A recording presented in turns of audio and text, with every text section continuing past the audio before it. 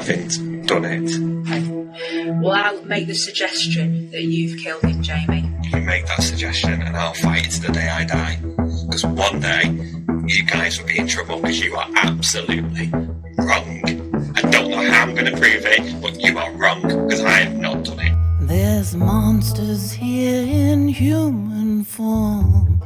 They abuse their trust, swallow us whole, then regurgitate ashes to feed their lust.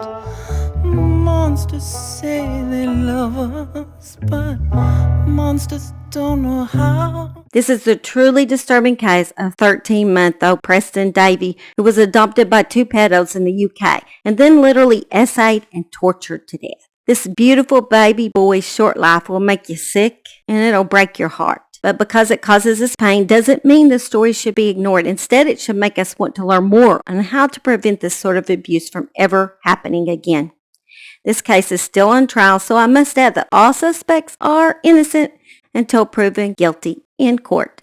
Although I think they're fixing to be proven guilty, and I hope they get sentenced to hell. Also, this is a very heavy case that involves essay of a baby, so viewer discretion is advised. Before we begin, hello, my name is Holly. Welcome to my little murder she shed, the place where we tell victim stories on cases rarely discussed on any other channel. I tell the cases with my whole heart because as a child I was also a victim of abuse. Only my abuse was by a neighbor and not a family member. This is often why I prefer to tell cases about children. So my heart really hurts for children that's been mistreated. I'm a grandmother. I'm a mom. I can't stand it. It just gives me such pain. I mean, these are just innocent beings who enter this world and are totally dependent on those that are supposed to love and care for them. Unfortunately, there is evil in this world and monsters who take advantage of their innocence. I guess my hope by sharing these cases that we not only remember the victims, but also raise awareness and hopefully help prevent future harm.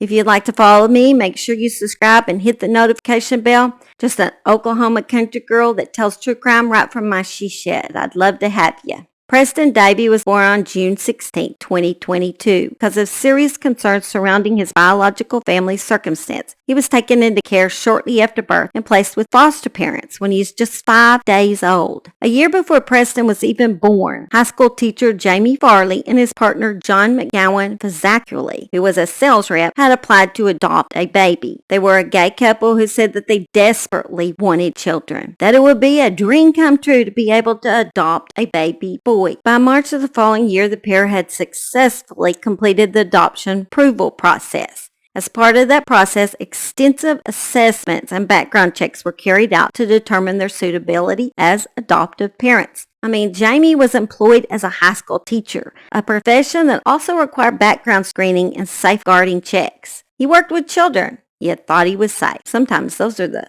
worst people, because that's why they get involved with children. They want to be around them. To those involved in the adoption process, the couple appeared eager to provide a loving home for a child in need.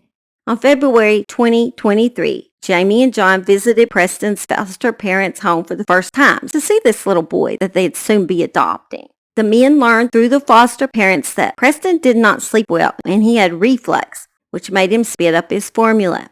The doctors also diagnosed Preston with a dairy allergy, so he was then put on a special baby formula, hoping that it helped his reflux a little too.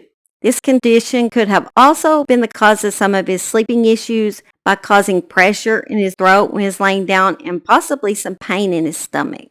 I know it does me when I get reflux. So the men knew when they agreed to adopt little Preston, there may be long nights with lack of sleep for them ahead, but they still wanted to go through with this adoption. Preston's foster mom, Miss Cooper, described Preston as a beautiful, happy, cuddly child other than those stomach issues. Miss Cooper also said Jamie and John both showed a lack of knowledge in taking care of a baby. She knew that Preston was a baby who needed lots of soothing, and so she showed both of the men ways that they could soothe him. And, she showed him lots of things to do with the baby. The only one that had even any experience at all was Jamie, and I guess he had watched twin boys' lunch, which you're going to find out is super scary. I'd be taking my twin boys and getting them examined. Jamie would later say that Miss Cooper told him to leave Preston's diapers off sometimes because it was good for children to get used to their bodies. He said that she called this free willy time. This is going to come back into the conversation. During the trial, Miss Cooper denied saying this, though. Preston's first sleepover at Jamie and John's house, he only slept a couple of hours that night. Afterwards, Jamie texted a friend that we had our first sleepover last night, and after a while of no sleep, I wanted to put him in the field with the cows, but he has woken up a ray of sunshine and is beautiful as ever. Both Jamie and John blamed Preston's sleep routine on his foster mother, saying that she had just basically spoiled him. After several introductory visits, 9-month-old Preston was placed with his adoptive fathers on April 3rd, 2023. What should have been the beginning of a loving new chapter in his life would instead mark the start of a tragedy. Within weeks of Preston moving into the couple's home in Blackpool, England, cracks began to appear behind the scenes. During the adoption process, there had been planned visits by the foster parents, but each time John and Jamie made it difficult for the foster parents to visit Preston, often canceling the planned visits. John continued working long hours as a sales rep, often leaving Jamie Varley alone with the baby for extended periods of time. And they actually got in fights about this because Jamie was tired of watching the baby all the time by himself. He wanted more free time. Jamie was really struggling with a lack of sleep and the demands of caring for this new little baby. With John frequently away at work, Jamie made the decision to take a year's leave from his teaching position so he could stay home and care for Preston full time, which I think is a bad mistake if you already can't handle it part-time after you get off work. I think sometimes you might be better working if you're not a person that can handle children full-time. And they'd be better going to daycare in some situations. Some situations, they're better with their parents. It just depends, I suppose. To outside observers, the arrangement may have seemed practical. The couple had fought for the opportunity to become parents, and Jamie's leave from work appeared to demonstrate his commitment to caring for their newly adopted son. But investigators would later allege that behind closed doors, a very different reality was unfolding.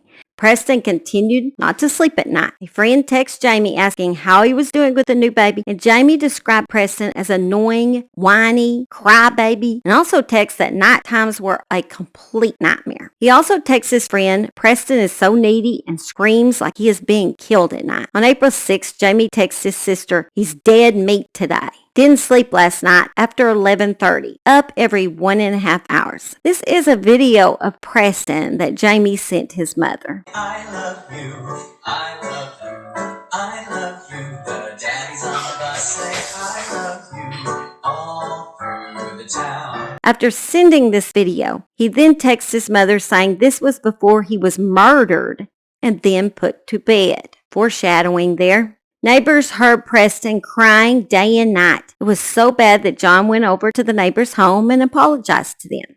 The neighbors also heard John and Jamie arguing quite a bit. Social workers from the adoption agencies continued to visit the home and reported no immediate concerns. Thought everything looked good. By all appearances, Preston seemed to be adjusting well to his new environment. Then came an incident that would later draw the attention of investigators. On May 15th, 2023, 10 days before Preston was rushed to the hospital, John called the UK's emergency number 999. During the call, Jamie could be heard telling him to hang up. Line clear with no request, but just before it cleared, it sounded like a male saying, put it down, and then it dropped out. Would you give me playback, please? Of course. Put it down. Yeah, that's when the line dropped out. Right, okay. Leave it with me. I'll call them back. Thank you. Thank you. Cheers. Bye. Hello? Hello, it's the police. Hello there, hi. Hello, is everything okay? Yes, everything's absolutely fine. I've got an 11-month-old little baby boy, and I was just trying to look at getting some advice because he's breathing very, very heavily. Oh, did you need the ambulance? I dialed 112. I think I should have dialed 111.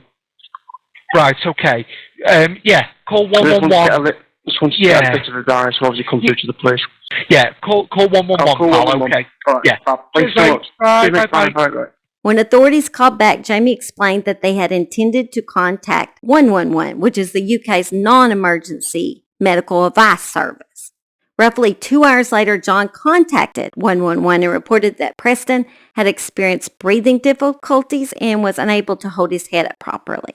The couple were told they would receive a call back from a nurse within 2 hours, but according to reports, that call back never came. The following day, a social worker visited the home. Although John and Jamie mentioned that Preston had felt unwell the previous evening, they did not disclose the reported breathing incident or the calls they had made seeking medical help. Social worker noted that Preston appeared well during the visit. He didn't look sick, they thought. 10 days later, on May 25th, Preston's condition became serious enough that he was then taken to the hospital. He was suffering from a nosebleed, breathing difficulties, and what appeared to be a seizure. Doctors initially believed his respiratory symptoms were the result of a chest infection after a chest x-ray showed some areas of haziness. His seizure was thought to be fever-related, and the nosebleed was attributed to its elevated temperature. A nurse noticed that Preston did have some bruising on both sides of his forehead. Jamie told the nurse, "I know you think we abused him."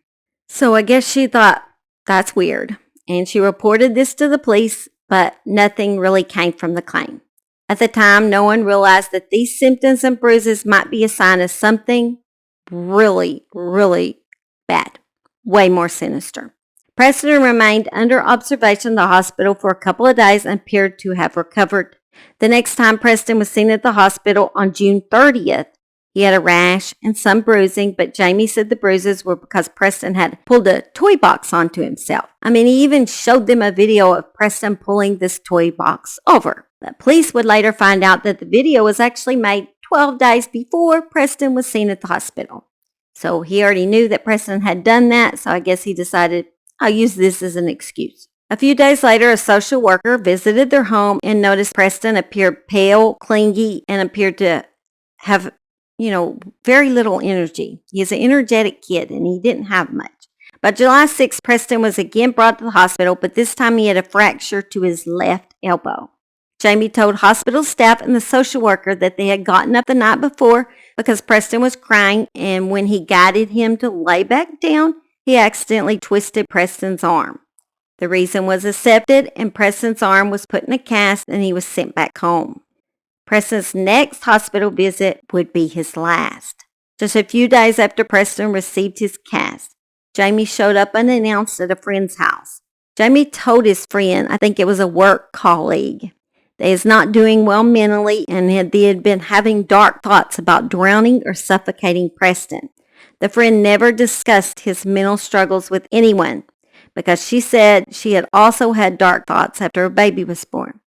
So on July 27, 2023, around 6:30 in the evening, baby Preston was brought to the hospital by his fathers. This time, Preston was unconscious and in cardiac arrest.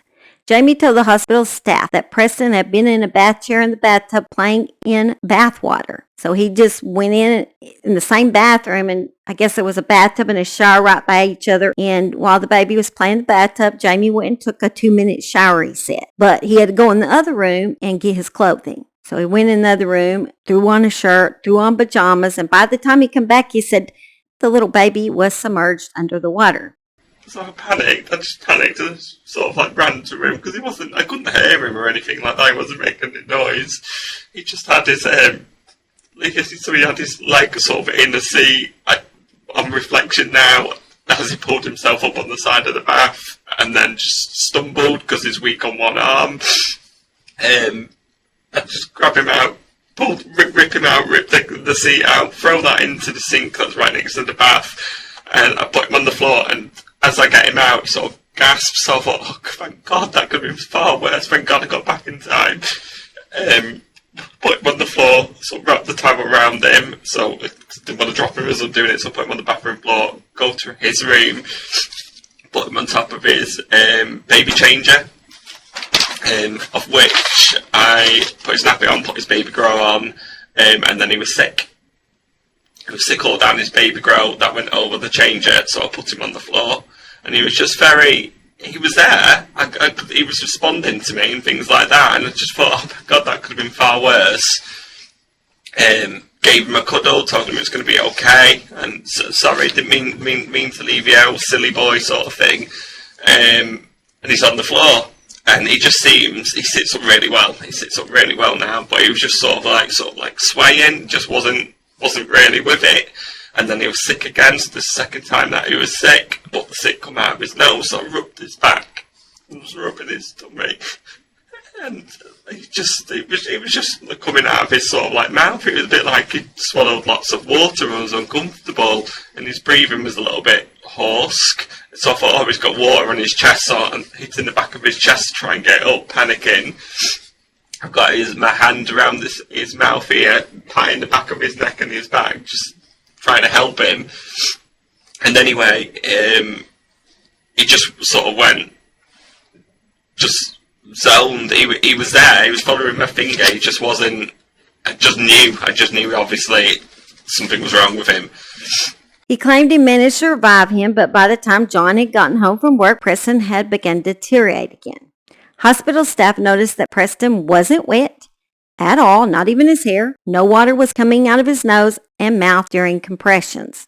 Doctors also said there was no trauma found in his lungs, which they usually observe if it was a drowning. Jamie was acting rather bizarre after Preston passed away. Jamie vomited and started yelling, "I killed him and I'm going to hell," right in front of the hospital, in front of people. I can't, no, I've done this, it's my fault, I left him, it's my fault, no, please, no, Jamie, I do, I can't, I should not have left him, it was minutes, I can't, listen, no, I can't, no, this is not happening, this is the Lord, this is not happening, Lord, I can't, no, please. I know, no. Jamie, come on. No, I can't. Please kill me, please. Jamie. Please. Jamie. I can't. No, this is not.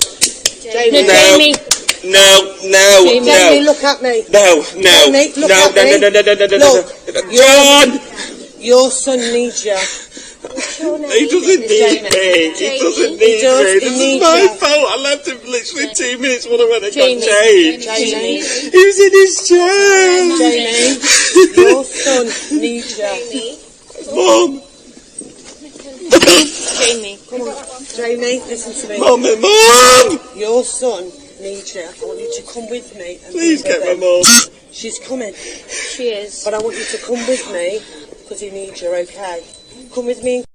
So later, after Preston had been pronounced dead and they were able to go in and see his body, while other family members were mourning Preston's death, Jamie was seen examining Preston's fingernails and mouth, opening Preston's mouth and looking inside.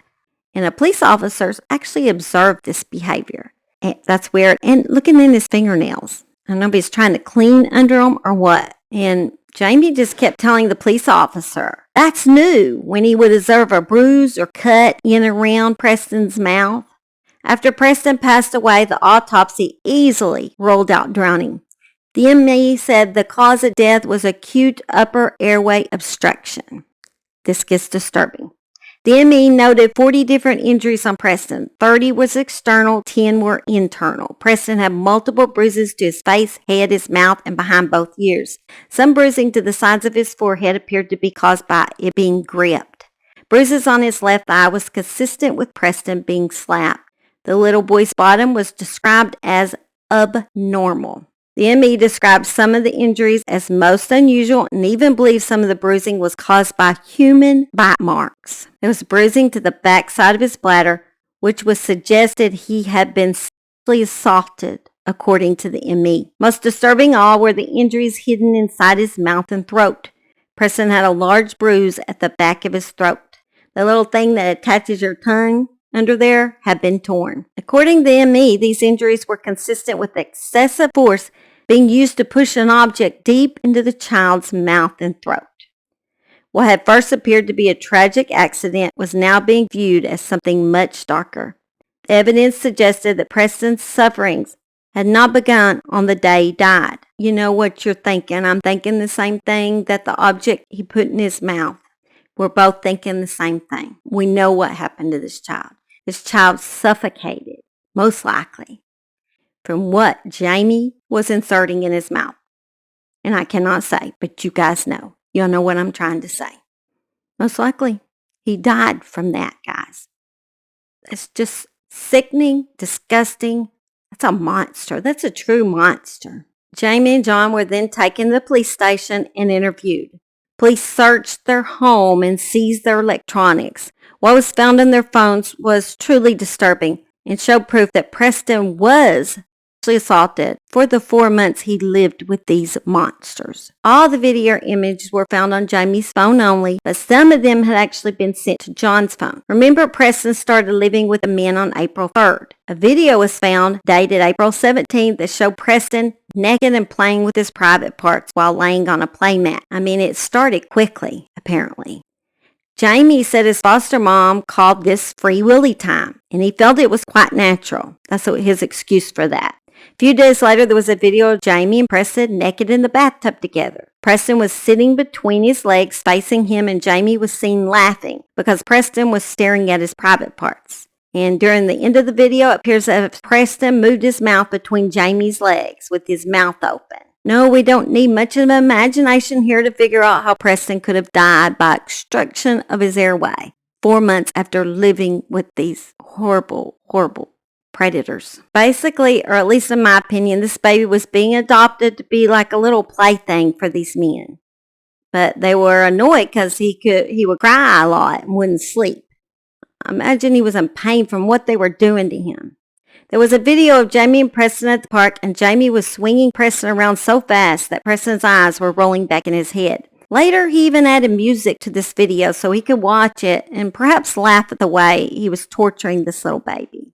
One video showed Preston asleep in the bath with Jamie and showed Jamie submerging him under the water.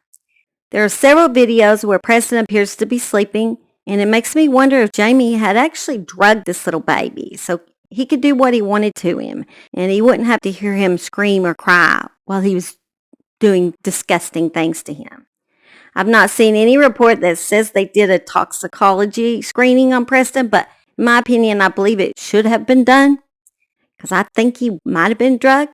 There was an image of Preston with what appeared to be a human bite mark on his bottom.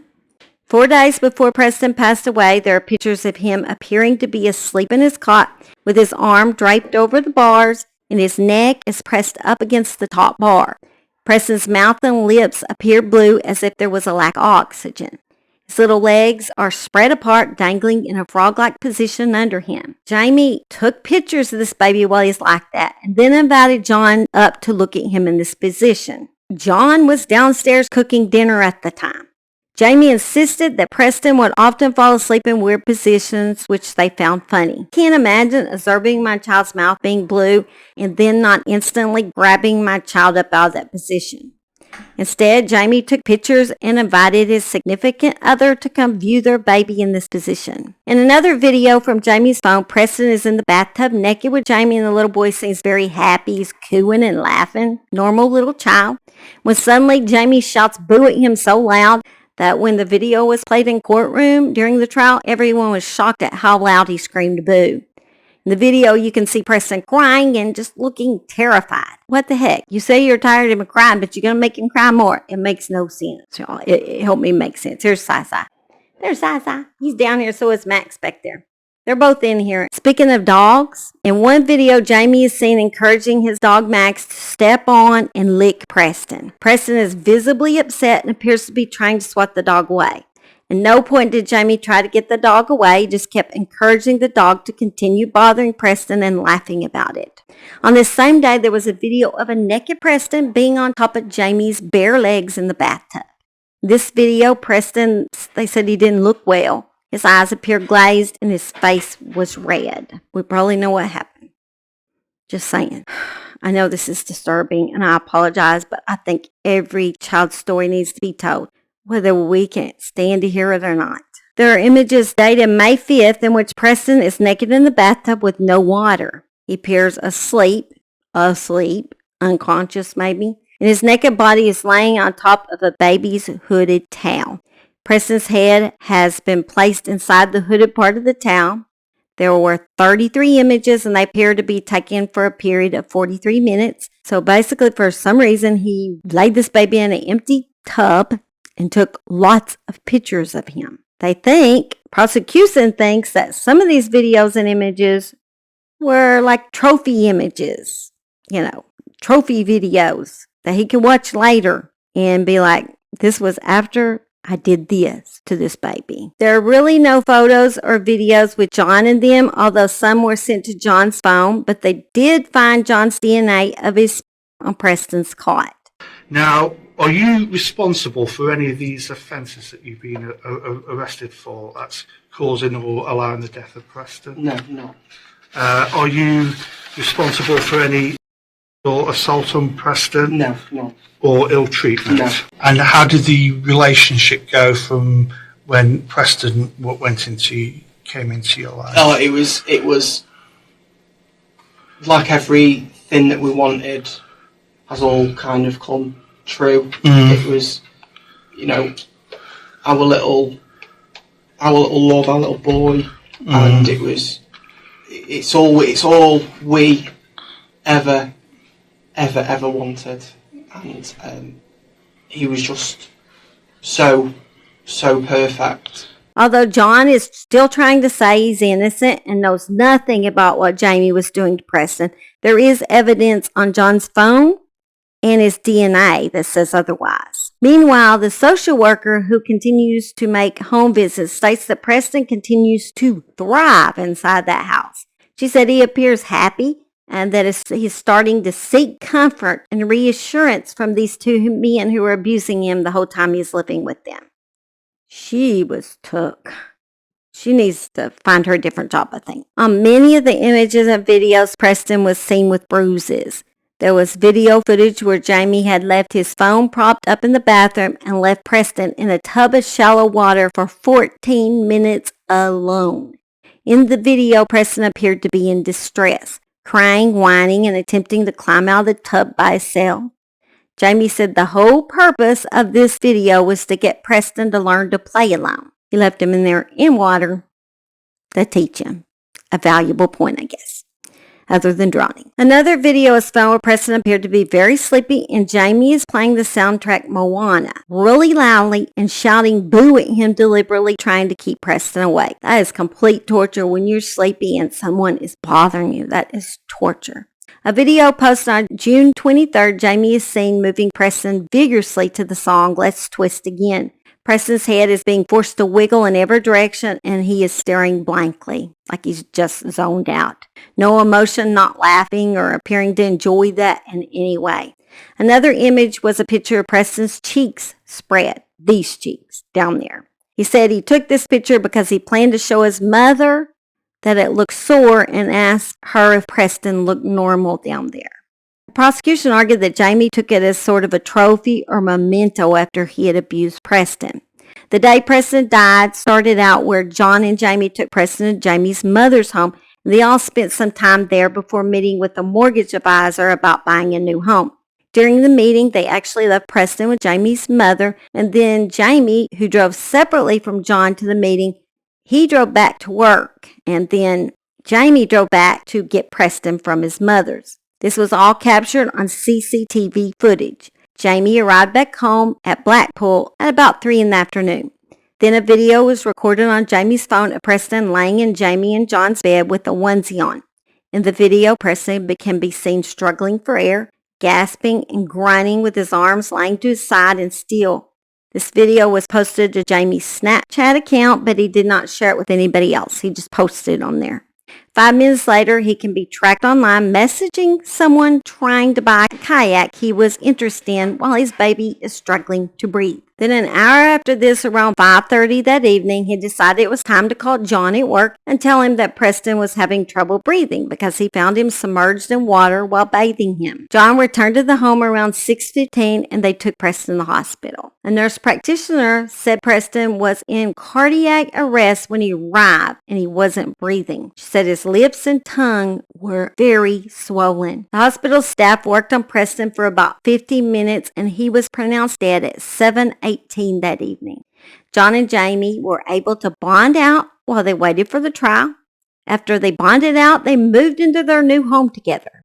John did not believe Jamie was responsible for Preston's death and absolutely believed that Preston accidentally drowned, even after the evidence was saying otherwise. He knew what the autopsy said, but he didn't want to believe it. Unbelievably, Jamie and John were not charged until almost 2 years later in June 2025. These two men lived together in their new home for almost 2 years. That blew my mind. I guess they didn't have enough evidence maybe at the time to charge them, and they had to get all their stuff together, but 2 freaking years? 2 freaking years.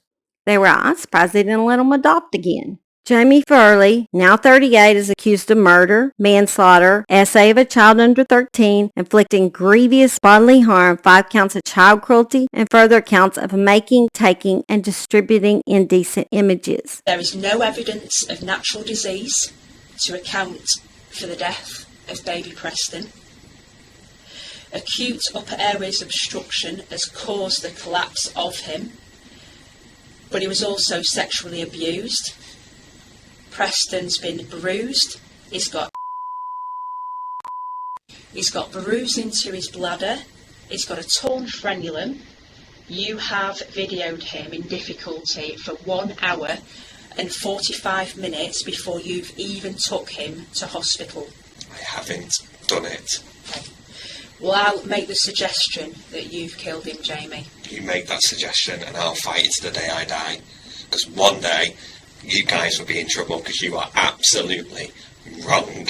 John McGowan-Fazakerley. I'm probably not saying that right at all. He's 32. He's accused of causing or allowing the death of a child. 2 counts of child cruelty and sexual assault of a child under 13. Both men deny all charges against him. Hope they sentenced them to hell. Wish we could do that. All will be sentenced to hell in my book. To Preston's biological family, his foster parents, and everyone who loved this little boy, your beautiful boy will not be forgotten. His short life shines a light on why we must do better. Stronger safeguards, better training, more vigilance in the system that's supposed to protect children like him. Today, let's remember Preston not for the circumstance of his death, but for the child he was, a little boy who deserves so much more. Rest in peace, Preston. And as always, my true crime nerds, hug your loved ones a little tighter tonight. Hug those little babies. Give them kisses. And I'll see you next time at the Murder She Shed. And maybe I'll leave you a little more happiness on the ending. Because Lord knows we need it after these cases. Oh my soul. Did you say oh my soul? Oh my soul. Oh my soul. Oh my soul. Oh my soul.